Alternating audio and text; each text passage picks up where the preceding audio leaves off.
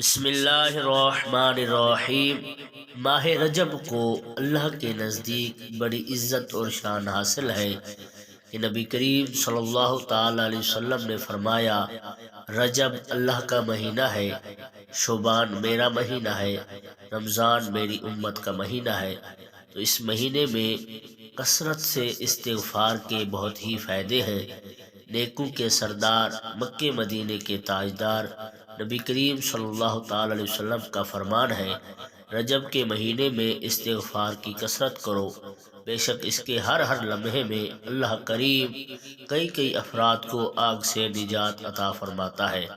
حضرت سیدنا وہب بن منبع فرماتے ہیں، جو شخص رجب کے مہینے میں صبح و شام ہاتھ اٹھا کر 70 مرتبہ اس طرح مغفرت کی دعا مانگے، اللہم اغفر لی وارحمنی وتب علی، اے اللہ میری مغفرت فرما، مجھ پر رحم فرما اور میری توبہ قبول فرما، تو اس کے جسم کو کبھی بھی آگ نہ چھوئے گی۔